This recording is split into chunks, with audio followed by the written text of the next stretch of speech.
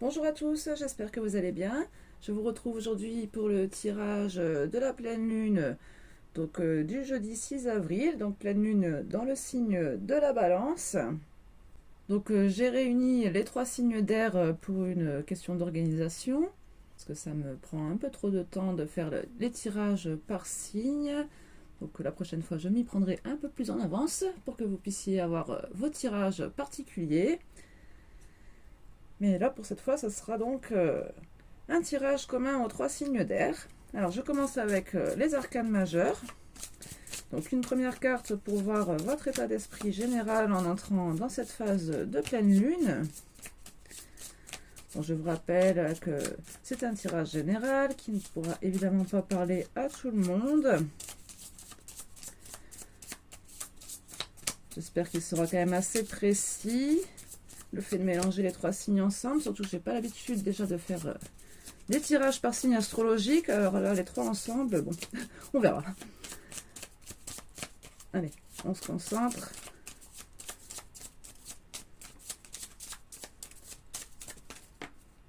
La roue de fortune pour votre état d'esprit. Donc ici, c'est plutôt une bonne chose, hein. On peut parler de complétude avec la roue de fortune, d'un nouveau départ, d'un nouveau cycle, d'aventure, de spontanéité, d'une évolution avec une certaine transformation quand même, hein, la roue de fortune. On a le jugement en dos de deck, donc on peut avoir aussi une notion peut-être d'élévation spirituelle. Dans ce tarot, bon, on a quand même la notion de pardon qui est très présente avec le jugement. Alors, une carte pour voir quelles vont être vos préoccupations principales. J'ai l'impératrice. Donc ici, peut-être tout ce qui est lié aux intuitions, aux projets créatifs, à votre part de féminité. Tout ce qui va être la concrétisation dans la matière aussi. On se projette dans le futur quand même avec l'impératrice. Hein. En dos de deck, nous avons les amoureux. Donc ici, il y a peut-être aussi une notion de charme hein, avec cette impératrice.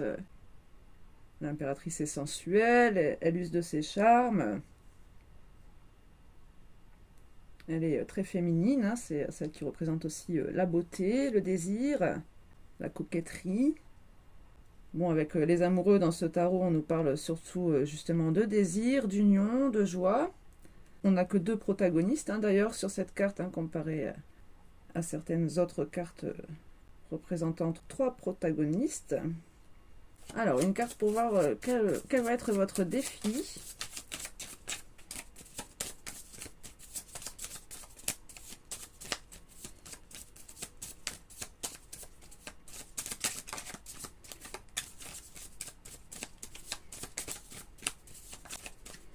On a quand même un peu du mal à sortir. Hein.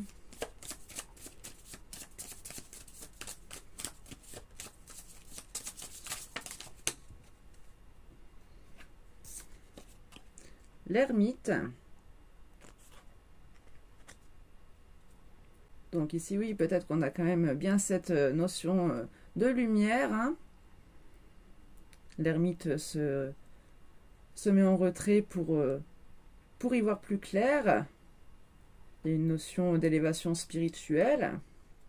Donc comme on avait quand même une certaine complétude avec la roue de fortune et en préoccupation peut-être tout ce qui était intuition, tout ce qui peut nous être révélé par les intuitions.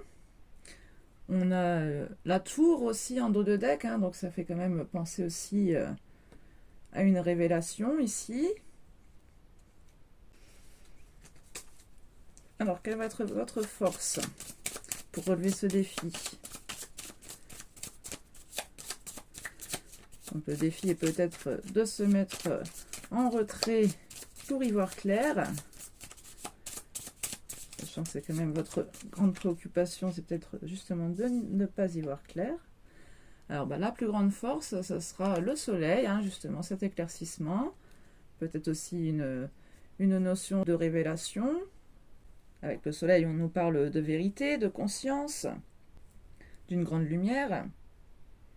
On peut nous parler aussi d'une nouvelle construction, hein, donc comme on avait quand même cette roue de fortune, ce nouveau départ.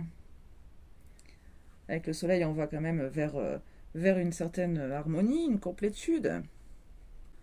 En plus, on a l'empereur derrière, en dos de deck, donc aussi une notion de stabilité, de rayonnement. Alors, une carte pour voir quelle peut être la bonne surprise du mois. L'étoile. Là, justement, ici, il peut s'agir de paix. Dans ce tarot, on nous parle beaucoup de paix intérieure avec l'étoile. Il peut s'agir de réalisation de vos rêves, bien sûr. On a encore cette idée de révélation ici avec le pape, qui représente justement l'enseignement spirituel. Allez, une carte conseil, avant d'aller préciser avec un tarot complet.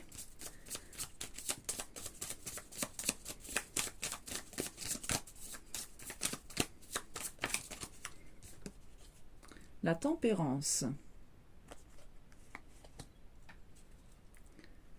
Alors ici, justement, peut-être plus d'harmonie, plus de paix intérieure, voir les choses avec plus de sérénité. On nous parle aussi de patience avec la tempérance. En plus, on a le pape en dos de deck, hein, donc on peut aussi nous parler de bienveillance, d'écoute, d'honnêteté. Ça représente quand même la sagesse, hein, la morale, le guide spirituel, le médiateur aussi, hein, donc avec la tempérance, c'est vrai que on tempère les choses, hein. On tempère justement ce feu ici avec l'eau, hein, pour éteindre ce feu. Alors, on retrouve justement le feu sur la carte du diable derrière. On a la lune ici, donc qui nous reparle peut-être aussi d'intuition.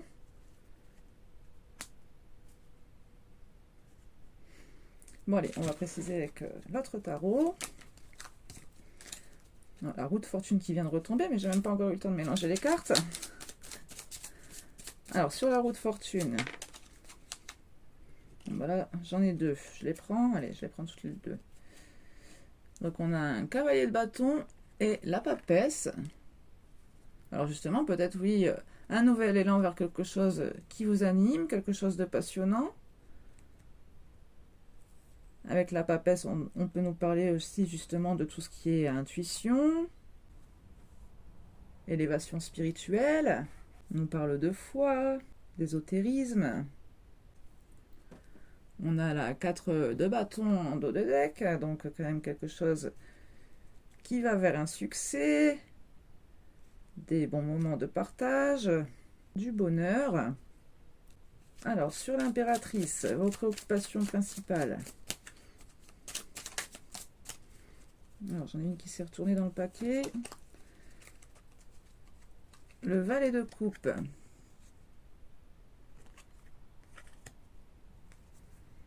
Alors ici, on a peut-être quelqu'un dans l'attente d'une déclaration d'amour, qui se fie à ses intuitions, mais qui est dans l'attente.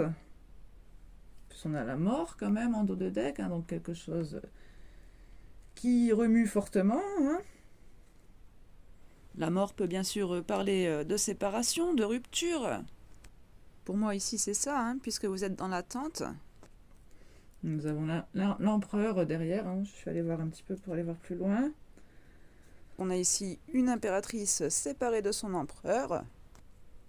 Donc oui, peut-être une préoccupation ici par rapport à un homme, bon, ou à une femme, hein, vous inversez en fonction de votre sexe, hein. Alors, sur l'ermite, donc, votre défi à relever.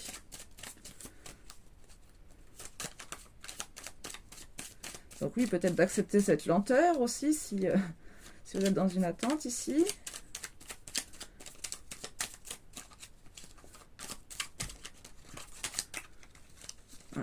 Le cavalier de coupe.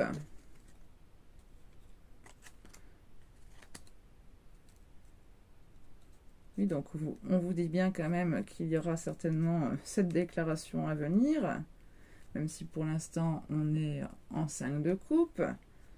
Une blessure d'abandon, de rejet. Mais c'est vraiment en rapport avec l'amour, hein. On a le roi de coupe derrière, hein. Je pense que vraiment là, votre préoccupation principale, c'est ce roi de coupe, hein,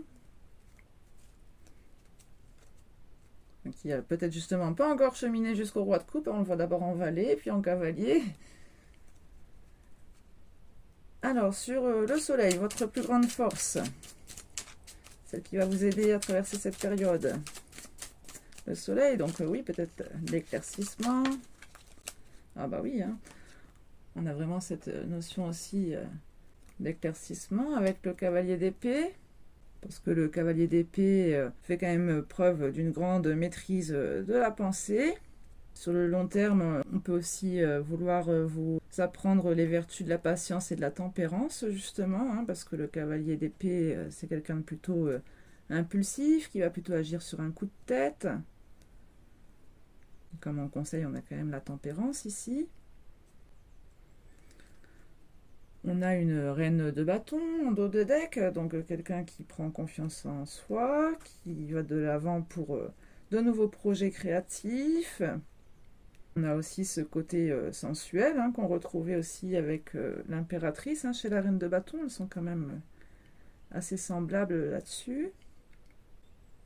Derrière, on a un as de bâton, hein, donc il y a quand même bien du désir ici, peut-être. Désir pour quelque chose de nouveau. Alors, sur l'étoile. Hop, alors sur l'étoile.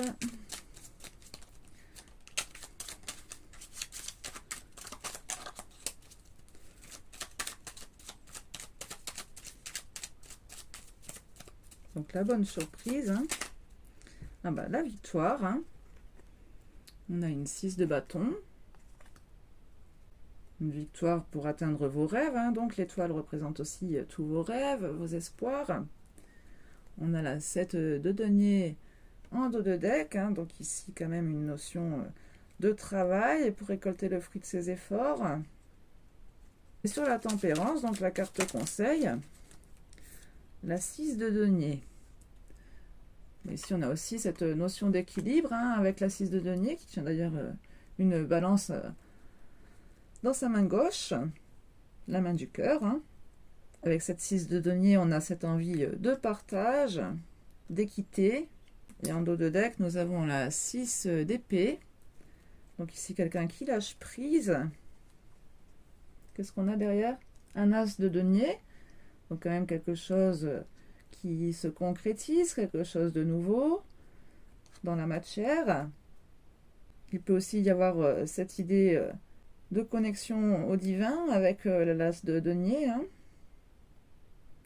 C'est justement aussi cette notion de partage qu'on retrouve, hein, une fois qu'on arrive à cette notion de divin justement sur l'as de denier. C'est une fois qu'on a acquis ces richesses matérielles, la réussite financière, et qu'ensuite du coup on a cette envie de partager, de ne pas garder pour soi. Et donc c'est avec cette 6 de denier, cette envie de partage. Et on a la 9 de denier aussi derrière, donc quand même aussi une idée de complétude, de profiter des instants présents, de ce qu'on a, de se contenter de ce qu'on a, des plaisirs simples mais essentiels. Bon, j'ai quand même envie de vous tirer une petite carte de l'oracle des énergies lumineuses. Qu'est-ce qu'on peut nous dire ? Petite carte qui résumerait un peu les 3 signes. Une sorte de carte conseil.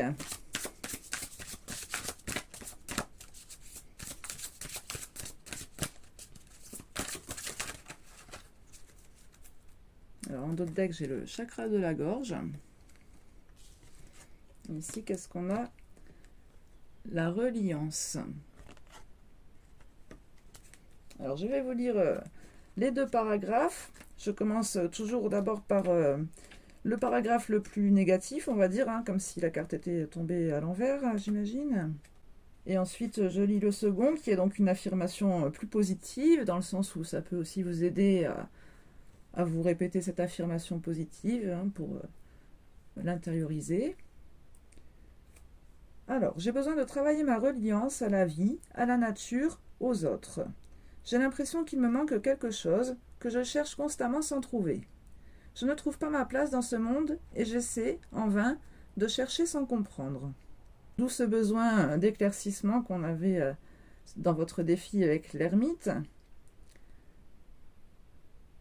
Et cette quête perpétuelle de réponse qui peut se retrouver chez l'impératrice, qui essaie de se fier à ses intuitions. Mais j'ai besoin de me déconnecter et de prendre le temps. Parfois, les choses simples sont efficaces pour pallier ce manque, comme lire, méditer, apprendre, écrire.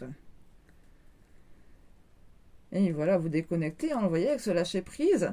Prendre le temps, on le voyait aussi avec cette tempérance, qui peut nous parler aussi donc de patience. Alors, j'ai le sentiment que beaucoup de choses se sont accélérées dans ma vie et je me sens connectée à mes valeurs et à ce monde. Je suis épanouie dans mes relations aux autres. Mon enracinement me permet de profiter pleinement des choses en conscience. Je suis totalement présente dans ce que j'entreprends, que ce soit mes activités actuelles ou mes projets futurs. Oui, on voyait aussi cette notion de projet. On commençait d'ailleurs avec la roue de fortune. Alors, en question qu'on vous invite à vous poser pour avoir des pistes de réflexion. Qu'est-ce que j'apporte dans ce monde ? Quelle connexion ai-je avec mes origines ?